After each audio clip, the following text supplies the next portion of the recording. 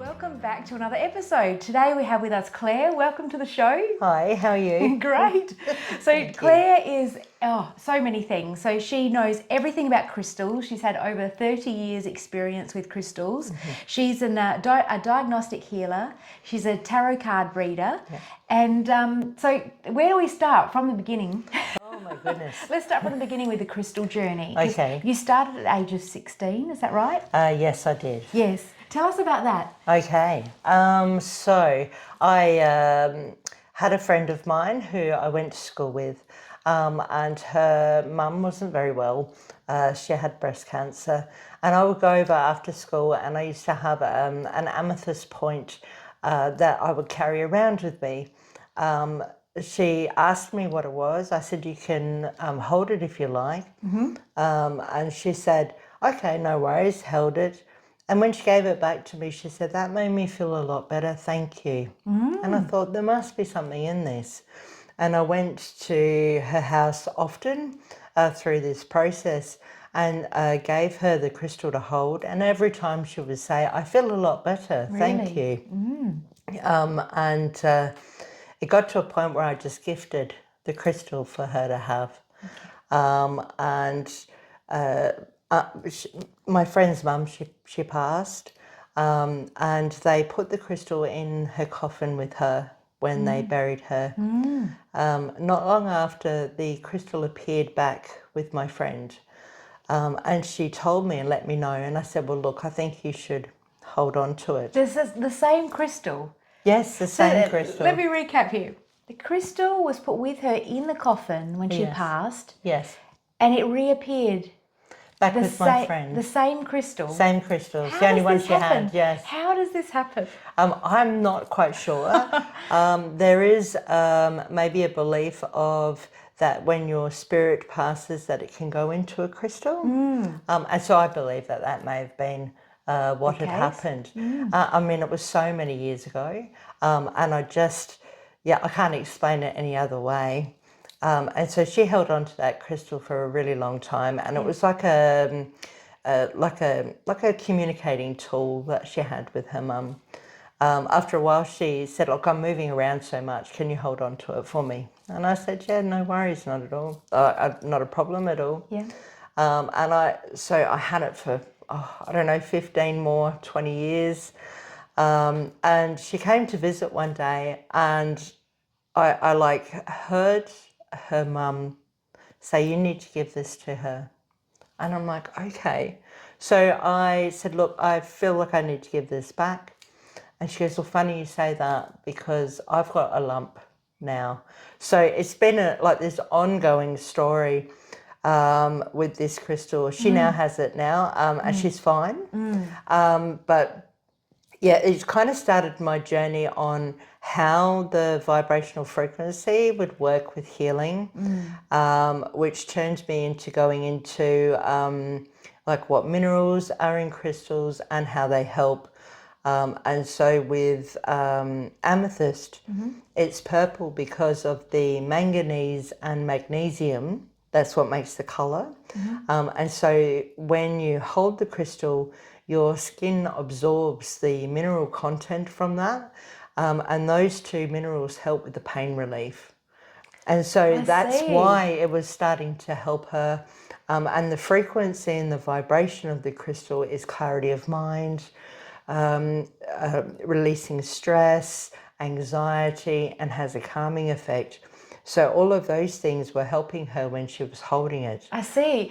Would it be the colour too purple related to the pineal gland? Yes. The third eye? And that's right, correct. That sort of chakra as well. Yes, that's right. Okay. And so the chakras are very much the key to how the crystal will work for you. Like you were saying, the purple is pineal gland.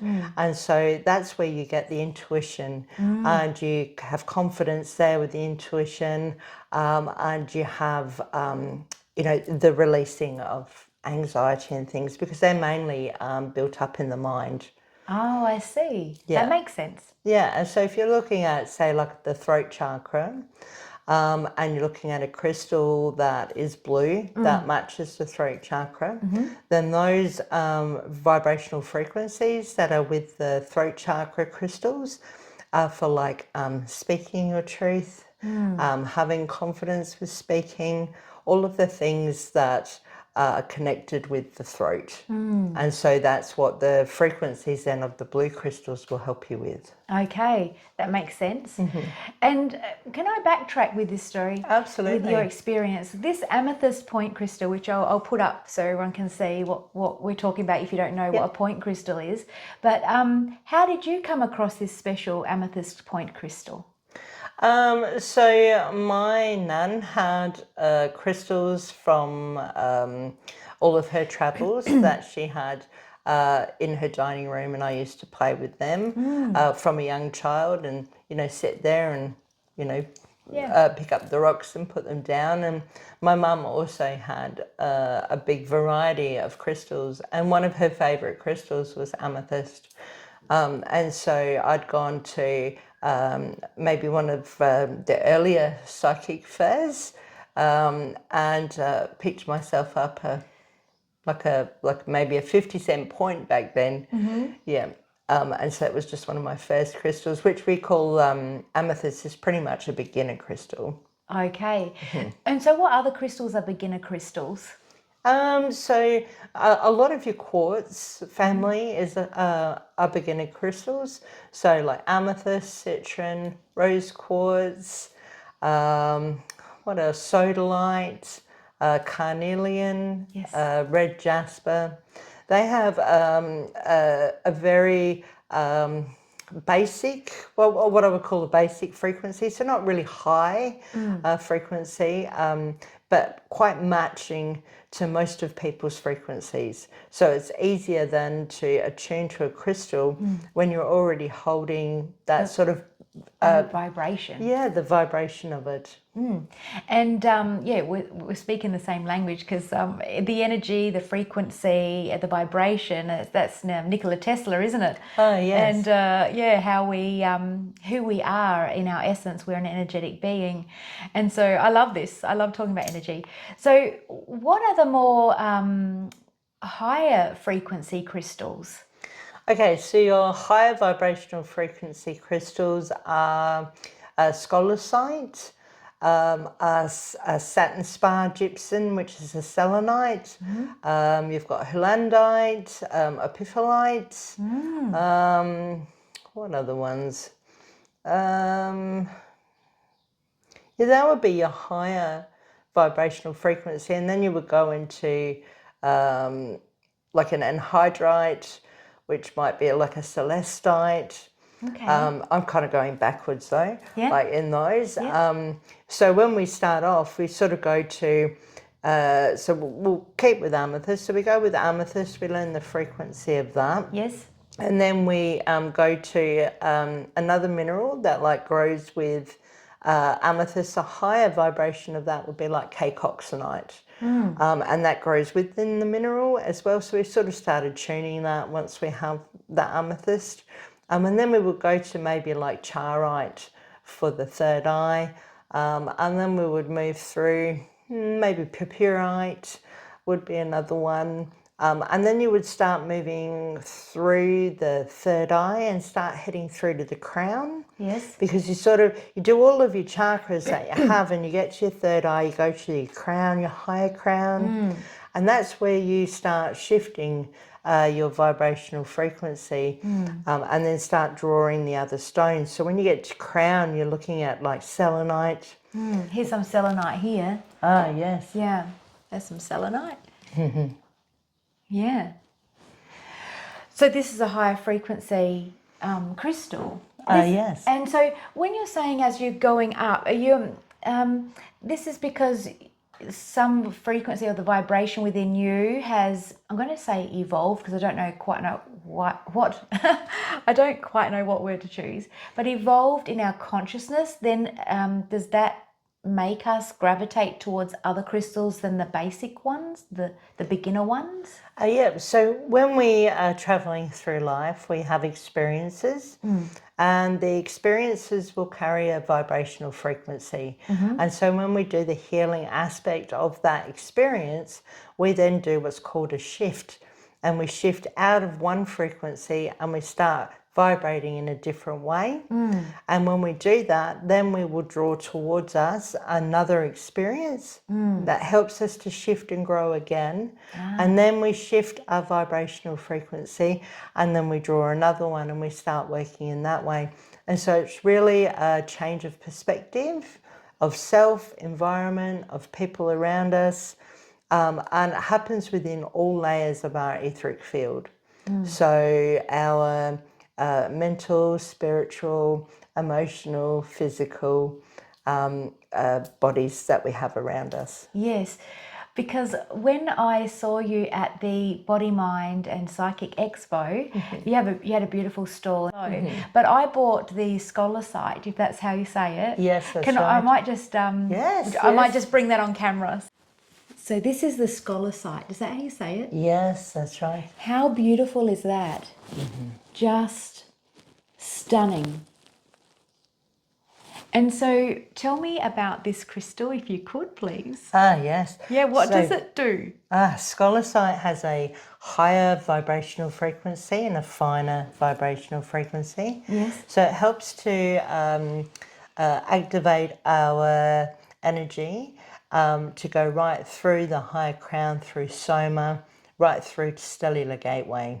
And so once we get into that body and that field, we start activating different dimensional frequencies. And so I would use this crystal to help me connect with the frequency of like a 21 dimensional frequency, which is an all surrounding frequency. But I can explain how your energy speeds up and slows down if you like. Yes, please. Because when we talk about frequencies, sometimes we don't, when we go, okay, we have a lower frequency or we have a higher frequency. So a lower frequency means that our vibrational frequency is slow. Like that. And so the things that sit in a lower vibrational frequency are like anxiety, sadness, depression, all of those things, anger, they sit in a lower vibrational frequency. When we attune to a crystal that has a higher vibrational frequency, our vibrational frequency speeds up, and that's what makes it higher. Okay. So sometimes then if you're not grounded, you might feel a bit dizzy because your energy is moving quicker. So it's heightened and it has a higher vibrational frequency. And when that happens and you're tuned to a higher frequency, all of the lower frequency falls away because it no longer matches in your field.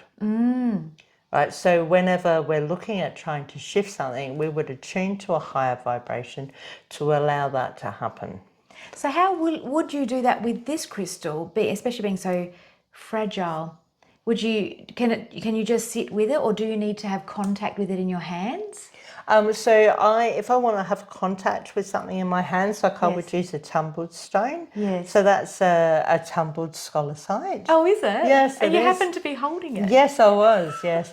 So it helps me to keep the higher vibrational frequency so I can pull through any other extra information that we need. It's nice and warm. Thank you. So that's what I would use if I wanted to hold something. Yep. Because we have chakras in our hands that help us connect to the frequency. Yes. And because of that, so if I just run my hand there, then I can feel the vibrational frequency, so I don't necessarily have to pick it up. I see. And when it's sitting in the room anywhere, then our field will naturally attune to things that are in the room. So having crystals anywhere around you, your field will naturally start to attuning. Resonate. Tuning and resonating with it. Correct. Okay, because that's a universal law, like really, isn't it? Like we have to resonate with whatever is around us. That's right. Like correct. we resonate with the emotions, and it's like we get realigned or balanced.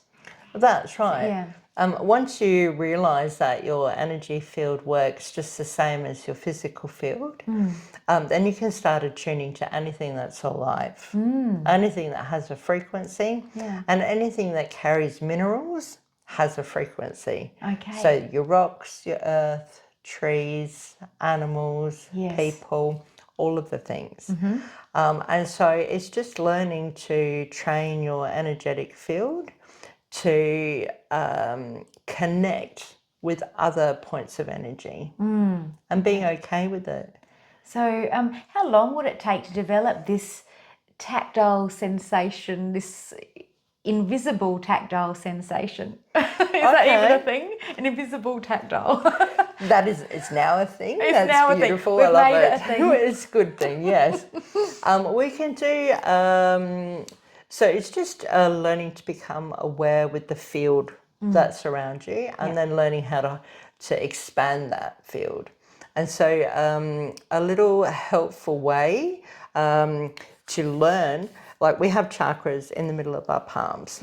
So if we put our hands like that and move them backwards and forwards, we can start feeling our own etheric field. Yes, that's true. I've really experienced that when I did Qigong. Ah, yes. Yeah, and he got us to do this, and I thought, wow, it's like a magnet in between my hands. That's right, correct. And you can just sit there and play with it. Because the more you do that and the more you can recognize what your own energy feels like, that will be very beneficial. Okay, that's a really good hint for people that want to learn how to develop. connect with their field. That's it. Excellent, excellent. All right. So, is there such a thing as a lower vibrational crystal? Yes, there is. Really? And so lower vibrational crystals are black tourmaline, black obsidian. Oh, okay. So I tend, when people say I'm looking for something for protection, people will always seem to want to go directionally towards black tourmaline or black obsidian. Right. I would recommend shungite instead, because shungite has a higher vibrational frequency grounding. So if we carry a stone that is of a lower vibration for protection, what we're actually doing is drawing that same vibrational frequency towards us. Got you.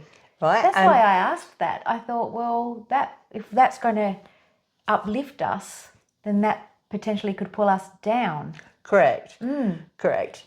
And so it kind of locks us into that lower vibrational frequency instead of like making us feel a little bit freer. And two, there's also the other aspect of why we need or feel like we need protection. Because to be truthful, like nobody needs protection. Right? When we learn to ground into the ground and heighten our vibrational frequency, none of those things are going to stick to us anyway. That's very true. Right? If we are already fearful to the point of needing something for protection, then we have an aspect of ourselves that we need to look at, to bring to the surface, to release, so that we can shift away from that and we won't feel fearful enough to need protection. Yeah, I understand what you're saying. And as you're explaining that, I'm thinking of the whole manifestation thing. Whatever you think, and the magic of that is manifestation is how you feel. That's because right. How you feel is producing the frequency, and that's what you attract. That's correct. Totally makes sense to me. Yeah. Love it. Excellent. Okay.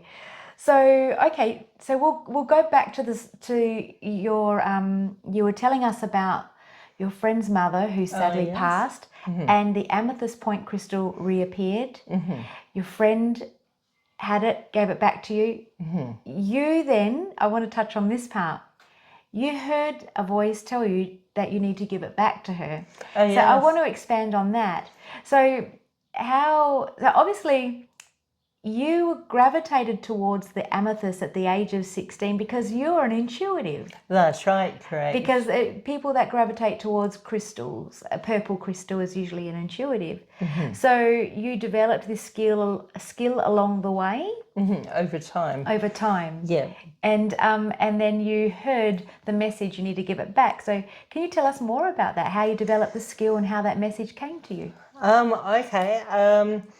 Well, my family is quite in tune, and being that they were all surrounded by crystals, if I said something that was remotely weird, then my family wouldn't squash that. So that's a good way of not losing what I had as a child. So that was easier. Yes. I mean, I just sort of seeked outside of who I was to try to find what I was feeling and what I was doing. So my mum took me to my first psychic fair. That was on South Terrace in a tiny little hall, and you needed to buy raffle tickets and line up behind a reader or an aura reader or anything like that, and give over your raffle ticket as payment. We're very far away from that now. Yes. And so my mum sort of introduced me into these are tarot readers and this is an aura reader, and let's go have a look and we can buy some more crystals. And so, I had my aura read, and he explained it to me. And then I was like, auras. So the way I opened up was going to these fairs and listening, and then going to bookshops and finding books because we didn't have online. That's it. And so I would go out. So after having the aura reading done, I went and bought an aura book, and then I had techniques on how to open yourself up to seeing auras and things like that. And so that sort of started my journey. I started collecting books on crystals, books on auric fields. Very interesting. Yes. Yeah. And it's funny too because most children, adults as well, but being younger, it's the aura that really intrigues them. I've noticed that with most kids. They're like, oh, they love crystals, and they definitely ask lots of questions about auras. That's right, they do. Yeah. Yes. And so my mum actually gifted me my tarot cards at 16. Okay. And she said, oh, you'll be able to use these. I won't be able to, but you can use these. Oh. And I said, okay. And so I started that journey quite early, but that it goes the same line of frequency as well, because the frequencies on the cards, the frequencies around the person, the channeling comes from frequency as well. And so just reading the book and trying to understand how to do that sort of opened me up really quite young. That is brilliant. And so how do you help people now that you have all of this knowledge, like 30 years now of knowledge of crystals, and you know so much about them, you're like a geologist. You know all the components of them as well. And so how do you use crystals these days to help people heal? So somebody there's a couple of different ways. So somebody will either come up and approach me and they're purchasing crystals. And so if you had the crystal in your hand and then you gave it to me and I was just going to put it in a bag, I can actually read the crystal's energy that's attuned to your energy, which is why you chose it, and then help guide the person into the experience. Not always. I don't always do that because sometimes I'm just listening to the information, but I don't need to give it or gift it. And sometimes the guides just want me to gift that information through. Okay. And so that's how that works. And just from over time, like just standing with you, or sitting with you. So I can feel certain parts in your energetic field. And when people just have conversations and we tell stories and we have and share experiences, we're able to heal each other as our energy exchanges from one person to the other. So we kind of always are helping each other. We just don't realise. Yeah, and what you're saying too, you're meaning that as not just the spoken word, but at a subconscious level because of the invisible energetic exchange or mix. Oh, yes, that's right. Yeah. So as we go through our higher chakras, we start connecting our subconscious with our conscious. And that has a different line and a different frequency. And then there are people who haven't quite joined the subconscious and conscious together, and so they're still running on a conscious level. And so that also sits in a different frequency as well. Okay. And so when your field starts to recognize different frequencies, your field will naturally operate in a way that it just knows if somebody's on a conscious level or a subconscious level. All right. Yep. Yeah. So that's probably a little bit more. Yes. No, I know what you mean. Yeah. I do. Yeah. Okay. Isn't it funny, this whole knowing thing, this whole psychic phenomenon, which is not a phenomenon, it's part of who we are. Oh, yes, that's right. And we're just amazing beings, aren't we? Yes, we are. Yeah. But, when we're born, we've already learnt how to read frequency. Yes. So, we turn on the radio, or our parents put the radio on when we're born. The radio waves come out in a frequency. Us as young children or babies, our ears pick up the frequency that's coming from the radio waves and turn it into words, letters and sounds. And so we already know naturally how to do this. When we turn on the television waves come out in sound. Our ears pick it up a certain way. We turn that again into words. Our eyes turn the frequency into picture, and that's how we see. So we all have the ability to read frequency from anything, from anywhere, and plants and animals, because we have naturally been surrounded by them for our whole life. Yeah, eons. Yes, that's right. And when you were saying that, I was thinking that's true, because when you play a song, music, you never have to really say to somebody, oh, even a child, or that's a sad song. Yes. And that's a happy song. They just know. That's right. Because of how that frequency is hitting their field. Makes them feel. And how, yes, that's right. And then, when we are humming a tune or humming a song and we don't know where it's coming from, that's because it may be playing in somebody else's house or somebody else's car as we're driving along. We've got the windows down. We can hear that frequency from a far distance, but we can only hear it in frequency sound. Oh, okay. And then so our ears pick it up, we start naturally to hum it or sing it, and then we hear it somewhere. And that's why.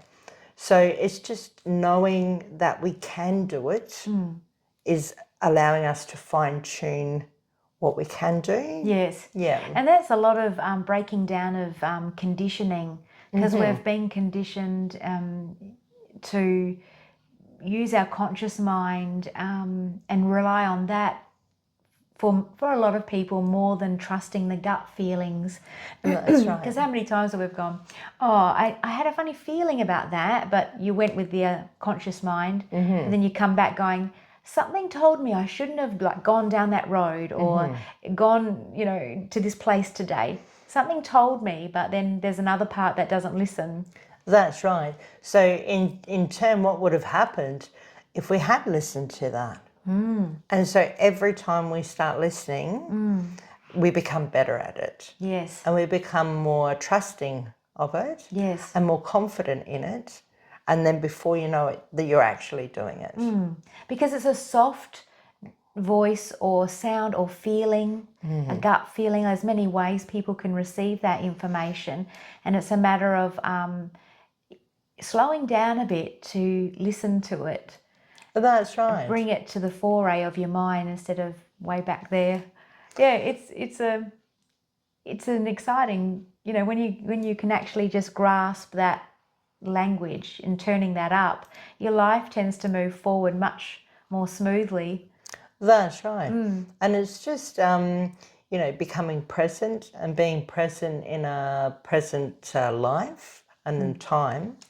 And so it's slowing us down. So if we slow down and we listen, we take a pause, we take a breath, and then we respond, then we can give ourselves that time to be in our present self to make the decisions that we need to. I love this because that is something that with the conditioning also is hard to do because people, like a drive-through, expect fast service and there's expectations, and then even with a communication style, if somebody pauses, then somebody could jump in and that person doesn't get to express, so they feel the need to just jump in and answer straight away. So it's harder to slow down too, but it can be done. That's right. Yeah, and that's more in your conscious self. And if you can slow down your conscious self into the present, then you're able to learn how to connect with your subconscious in the same way. Yes, very good. All right, where do we go from here? Would you like to talk about your crystals that you've brought today? Ooh, maybe. You can show this one if you like. All She's right. beautiful. She's one of my new favourites. It's a Brazilian citron, and it's a cathedral. So different crystals also have the different frequency to attune to different aspects, like we were talking about. And this one helps you to attune to the Akashic records that you have, so that learning the frequency, you're able to pull that frequency into your field whenever you need to. And if it's your Akashic records, then you're pulling on knowledge that you already have. And depending on the crystal will be depending on whose Akashic records you're going to be pulling from once you start learning channeling. But that's a very kind of advanced crystal. Okay. Yeah. And what was it called again? Brazilian? Oh, this is a Brazilian citron, but they're called so lovely. cathedrals. Cathedrals. Yeah, so all of these parts here are the Akashic records.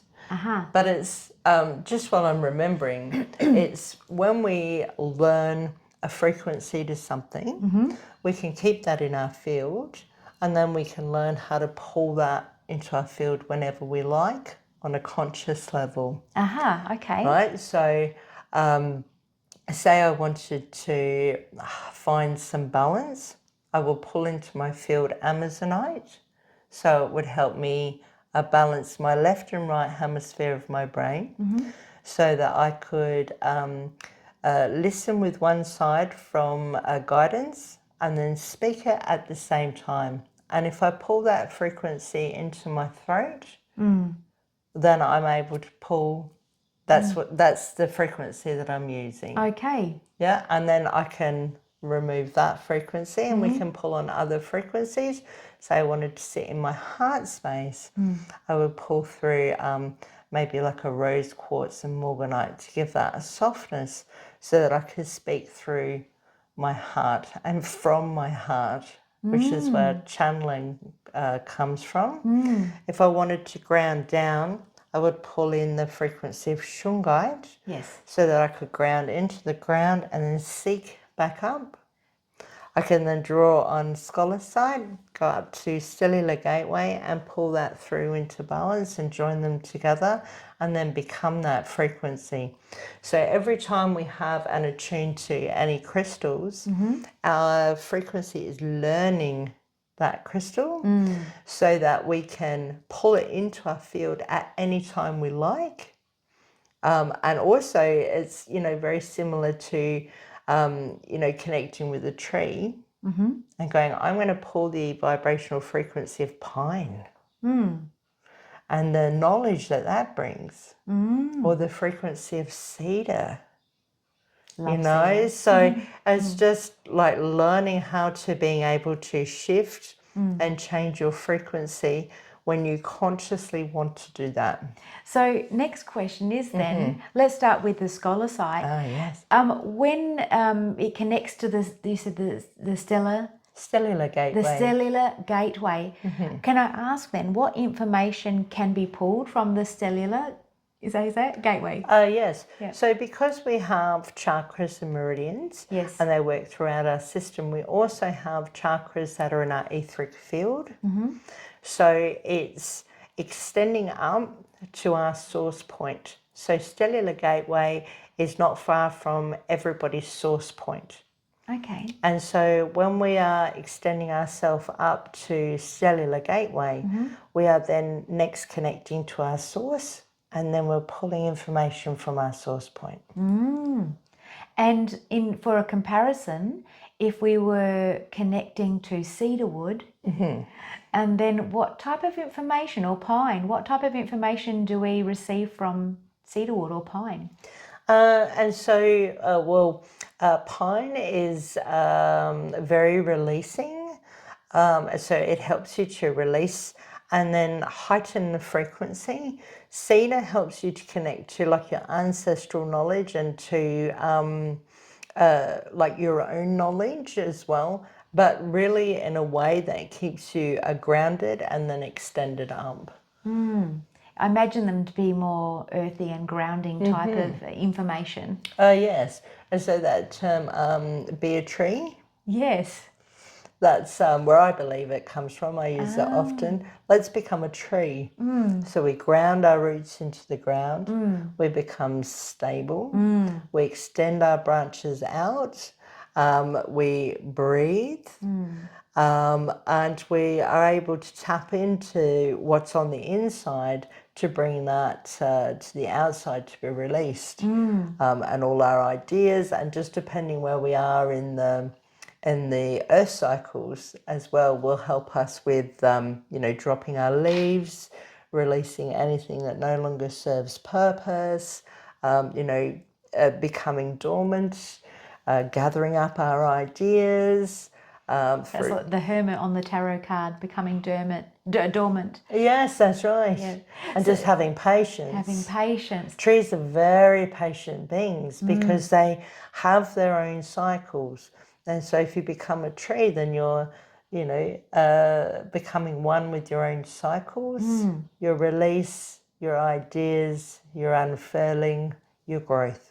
I love that nature provides such wonderful analogies for explanation of this, because as you were explaining that, I was thinking too of a tree with its branches extended out, but the leaves also face the sun, and it's a bit like our palms facing up and receiving, because leaves aren't upside down. No, they're right. this way. So I saw the tree and I saw us. And how easily they release. Yes, that's true. They just let go of their leaves. They no longer need it. That's true, isn't it? That's lovely. That's just actually a beautiful analogy. Yeah. Okay, so what other crystals do you have over there? So I have a twin tabular crystal. Tabular? Yeah, one is tabular and one has a point on it. Oh, okay. And so it's the natural face of the crystal that makes it a tabular or makes it a point. And that one is, so this one has the connection of like two. So when the points are closer together in height, it has a more equal energetic exchange.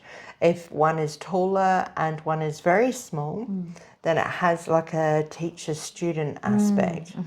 And so they're called like twin soul crystals.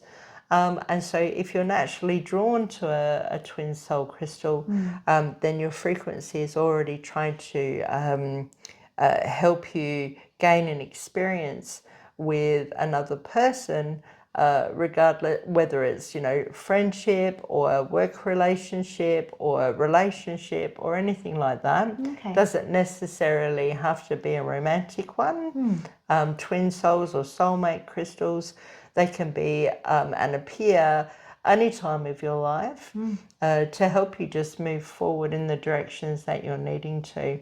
Okay. And so they carry those frequencies to help you recognize that frequency in other people when you meet them. And then, you know, when you get that feeling of, I don't know why, I feel like I need to reconnect with you, or I need to go out to coffee, or I need to talk to you more, I'm not quite sure why. And then when you do, you realize that there's some information that you're both gifting each other that help to move you forward in life. And you expand in some way. That's right, Yeah. yes. Okay. And usually experiences come with those frequencies because, you know, we move forward when we have an experience. And so life is just all about having new experiences, learning, growing many of them, releasing what we don't need, and then moving forward with a new perspective and a new way of being. And very good, very good. I'm loving thank this. you. Loving this. That's all I'm right. eyeballing those crystals now. These ones. Yes. So that one is serpentine. I just brought some little tumbles. I've never seen a light green one like that before. Okay. Serpentine. Serpentine. So serpentine is green because of the chromium. Okay. The mineral is chromium. So we can help ourselves with serpentine, or serpentine can help us by releasing, the mineral helps to release heavy metal toxicity from our bloodstream. How long would you have to hold a crystal for that exchange to happen? As long as you feel comfortable. There aren't any rules. Yes. Intuitively. Yeah. Okay. Even if you didn't know that it had chromium in it and you just had it around your house, and you naturally went up to it and you picked it up, and then you don't feel like you need to hold it anymore and you just pop it down, that's long enough. Right. Or, you know, you might go, I might put that in my pocket today. And then you go to the shops or you do whatever you need to do, and you come home and you go, I don't need that anymore in my pocket. I'll pop it down. You might pick it up briefly. Yes. You might hold it for longer. But, you know, they are keys and helpful ways of being able to recognise what we are deficient in our body system. In our bodies, as well. as far as minerals go. That's correct. Wow. Chromium is like spinach, broccoli, all of your vegetables. Right. So if you gravitated towards that, you know that you have a deficency in it. Or that, yes, your body is needing Your some body sort is of needing chromium. something. Chromium. Okay. Yeah, because, you know, our bodies survive on a day-to-day basis with our own minerals and vitamins. I think you have a good book in you. You should write a book on this stuff. Thank you. Yeah. I'm in a process of writing. Are it. you? Just not Oh, there you finished go. yet. Yeah. Maybe I intuitively picked up on that. Thank you. I'm like, this would be great. Okay, and let's have a look at the other ones there. So Angel Light is, you can show that one. It's a blue crystal. It's very soft. It is. So it Beautiful has colour. it has the most hardness of about 2 or 3, so it's easily scratched, but easily it's very soft stone. And so that one is more water. It's a very watery stone. It's an anhydrite, and it will help you to hear guidance and speak guidance. And so the frequency that one sits on is throat, but also heart. And so the frequency is matching to both, because when you start learning how to channel, you heighten your vibrational frequency up. It connects with a guide. They match the frequency down, and then you pull that frequency through your heart through speaking. So Angel Eye is a heart-based speaking guidance sort of stone, and it has a very soft vibration. So when I explain like a soft, it would be like a round, kind of feels round and gentle. Yeah. Okay. This is interesting too, because I'm reflecting as well as you're giving me this information and us. I bought a rose quartz heart-shaped crystal. In fact, I'll just grab that now. That's beautiful. Yeah. And I bought that because I wanted to learn how to channel. Beautiful. And last week I had my first official go at it. Right.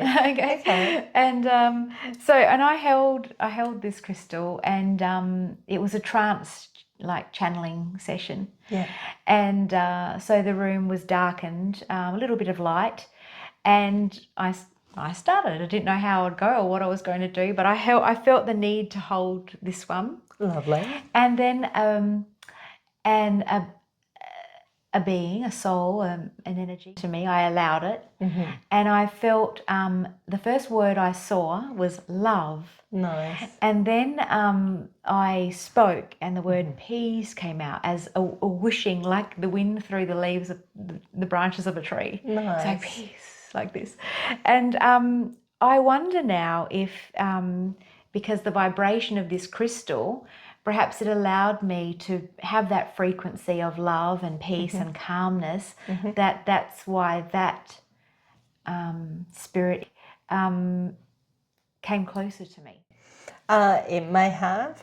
That sounds a lot more like being a medium rather than opening up to channeling. Oh, true. Like trance mediumship instead of channeling, because they're different. Yes, they are. Yes. So if you're inviting something in, which I would always be wary of as well, just be careful of that. Yes. Because you can. I'm not going to distract you from that, because that may be your journey, it's not mine. Yeah, no worries. But good recognition of who you are to distinguish who the person coming in is really good. Yes. Definitely knowing who you are. Yes. That felt like a knock, wasn't it? Didn't it? It did. Was it? Yes, it may have been. That was quite interesting. It felt like a spiritual knock. It did. Yeah, that was lovely. And too, like when you're inviting them in and you hear them knock, you can do things like open the door and allow them to come in. And say, you can always set your guidelines as well, like you can stay for half an hour. Okay. Let's do some work. Right. And then you shut the door, you can get a pen and paper, you can hold your crystal. And another way is just letting that information go through you with no mind thought, just through your heart space, and just writing it down. And then when your time is up, you can say thank you very much, and you can let them out. Okay. And then you can clear your space and you can continue doing something that you would like to do. Right. But you can always, you set your own, Yes. you set the guidelines and the boundaries. Yes, the intention, the guidelines and the boundaries. This is good to know. When with my book that I wrote, and then again, that's in the description box below, but I never aspired to be an author, and I was channeling things and I didn't even know what was happening. I just thought, how come I can write really well? Yeah, lovely. And it was flowing. So that was happening, but without what you've just said, without establishing the boundaries and the rules. Yes. So that's something for me to ponder, I think, a bit. I've had this experience and it's been surreal. That's the two different things though too, love. Again? Because we were just talking about, letting somebody in. Yes. To be able to speak and allowing that to happen. Yes. Which we just heard the knock on the door and being able to set some boundaries. I wonder if this microphones will pick it up. I hope so. That was really lovely. That was lovely. Yeah. But then channeling a book. Yes. So channeling is a lot more of connecting with your spirit guides and connecting to source and bringing that information through a spirit guide in order to help more people. Yes, So when you that's what channel, was happening, because it was definitely, I sensed a spirit guide, very strong presence, giving me that information. oh yes, Yeah. yeah, and you can also connect to your own filter guide as well. And it's just, asking really, because your guides are listening to you all the time. And if you say, I would like to be of service for the universe, and I would like to connect to my own filter guide, then you can make that connection with your guide. One will seek down as you seek up. You will make that connection, and then you can use the same guide every day moving forward. And it's a way then that you can go to the shops or go to crowded places, and you're not necessarily hearing everybody's guide. Oh, You're hearing okay. your own filter guide, and you get to know that frequency quite well. And so it's just the same frequency guiding you all the time. Your connection becomes really quite strong and bonded. And then if you need to help somebody, your filter guide will direct you to where you need to, or to have a conversation with someone, instead of feeling like everywhere. So sometimes when we feel a lot of energy hitting our field at once, like if we went to a crowded place, that can make us feel anxious, but that's only because there's so many different frequencies in the room. And tired. Correct. If we establish our filter guide connection, when we walk into a room, we connect only to our filter guide, and then all of the other frequencies are there, but we're not connecting with them because we've already made a connection. Gotcha. Thank you. Yeah, no worries. Good information. All right. Shall we go through the other three crystals? Yes, you can. All right. This is Amazonite, which I talked about before. Okay. That was the other Which one was that again? throat one, but it helps balance the left and right Hemispheres of the brain. so that you can find balance. But then you can do two things at once. So you can hear and speak. So it's another one that joins really well in the frequency with angel light, because at first you've balanced, and then you're pulling through guidance, and then you're speaking that. And they look beautiful together as well. Aren't they? And Yeah, that's how gorgeous you colours. can see if the frequencies match. Because they're resonating. That's they right. look nice together. They're happy together, and there's no, bad crystals that can't be together, or that's really is a fallacy. Yes. It would just be that the person is actually feeling that the crystal's frequency isn't matching. Sometimes we get, like a battery, and that has two different polar ends, and so it repels each other instead of drawing. Right. And all of that is just a different frequency to make it push or pull. Right. And it's the same when we're matching different frequencies with crystals sitting together. If we put them together and they feel like they shouldn't be together, that's all it's doing, is that the frequency hasn't matched and it just wants to go somewhere else. And that's completely fine. Yeah. And so we are using crystals in a very intuitive way. And so we place it, like I could place it there. I know they look all good together. Don't they? They do. Look at that. Yeah. And gridding is one of my favourite things. No, I'll show the viewers. I'll show the viewers the gridding. So gridding. Tell us about gridding. What's gridding all about? They just look so nice together. Gridding is, again, just using directional with the... Yes. Had to be done. Pop the scholar sight on top of the heart. Yes. Well, if you gave me a pile of crystals, I would just build a grid. But so points are directional. So with these points, so if you had the point like facing us, then the energy is focused this way. You're being charged up. That's right, correct. Beam me up. If we turn it that way, the energy focuses that way.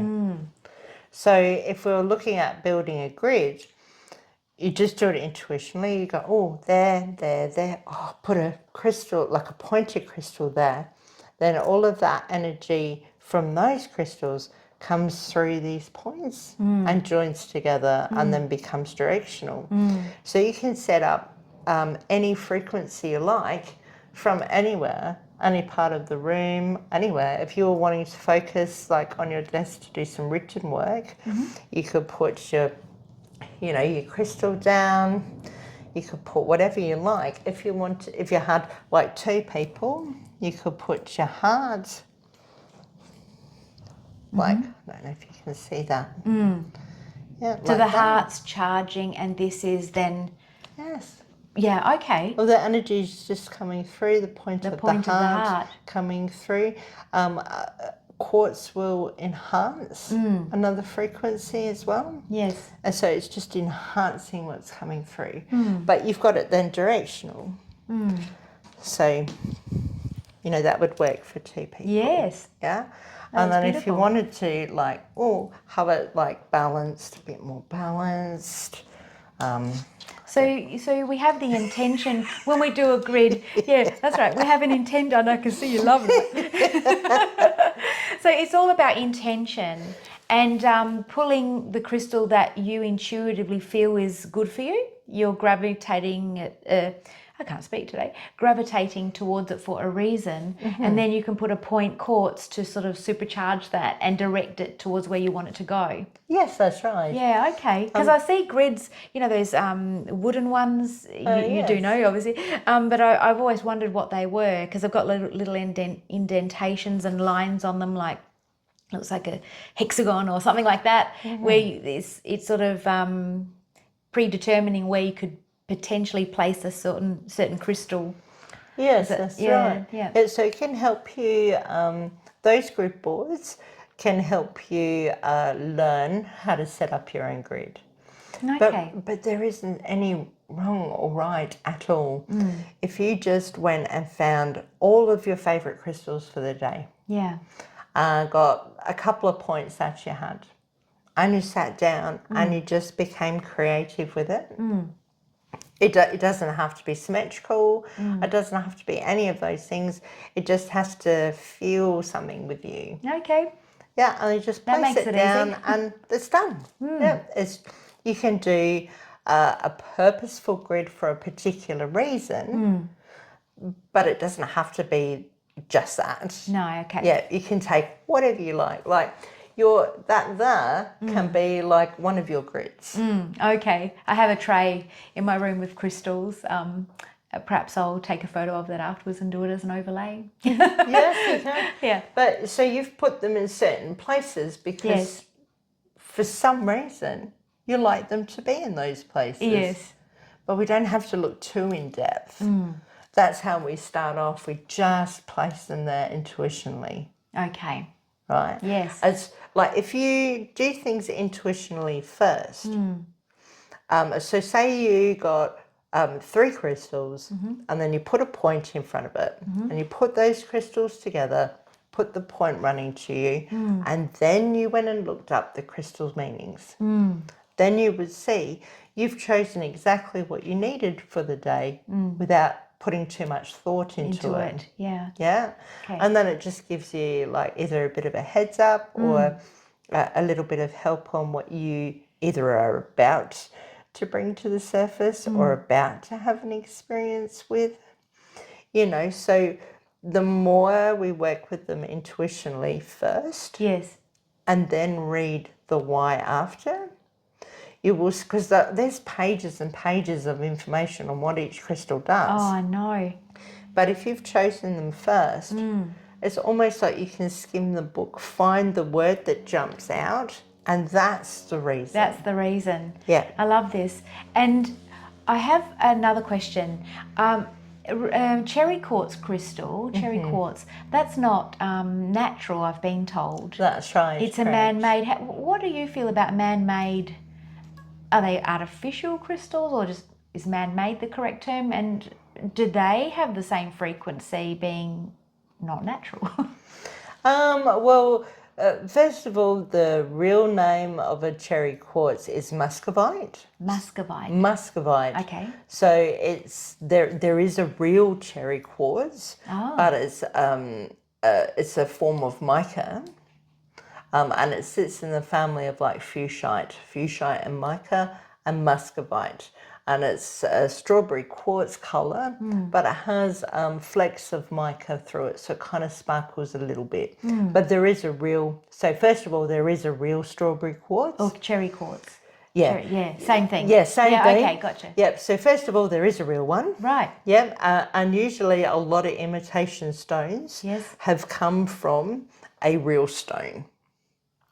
As in the the mineral composition. Correct, because you can build anything in the lab. Yeah, and so a cherry quartz, they would take quartz sand, melt it down to make glass, add like the cherry flavor, so like the coloring. Yes. And that would make it the color. Yes. You can even see like some of the color dye that runs through it as well. And then they just grind it into like spheres or shapes or put it in a tumbler. Yes. But it's authentically glass.